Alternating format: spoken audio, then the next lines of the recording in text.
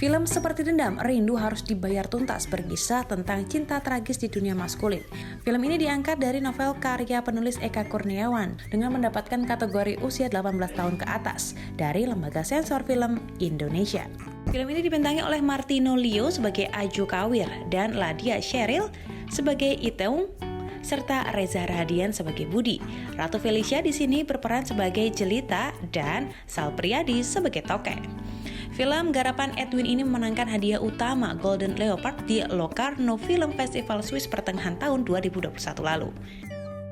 Kenapa ke festival? Karena saat kita mau masuk ke sirkuit internasional, kita bisa masuk melalui pintu-pintu festival.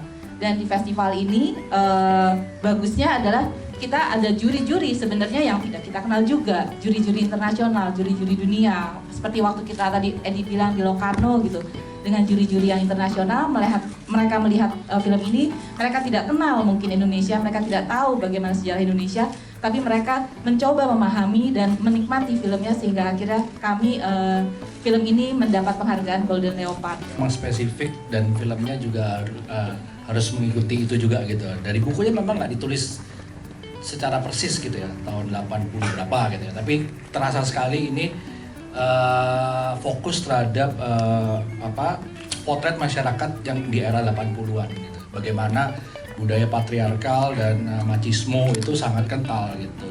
Dan itu periode yang paling terlihat lah, kita semua melihat bahwa rezim Soeharto itu kan puncaknya di era itu gitu, dan sampai masuklah gitu ke masyarakat segala macamnya gitu ya. Dan ya, makanya memang harus dipotret dengan periode itu gitu, ada akhir 80-an sampai awal 90-an. Pembuatan film ini diambil di sekitar daerah Rembang dan Pantura, Jawa Tengah. Film ini menggandeng Director of Photography Akiko Ashizawa dari Jepang dan Lee Chatametikol, editor dari Thailand.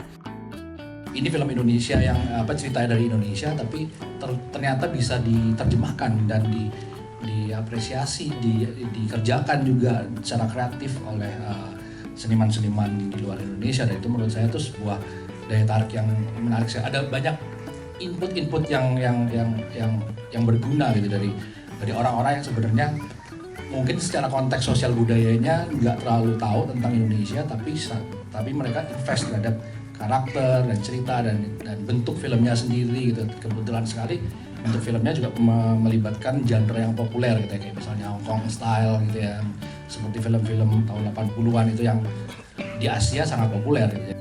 Film Seperti Dendam, Rindu Harus Dibayar Tuntas bakal tayang di bioskop tanah air pada 2 Desember.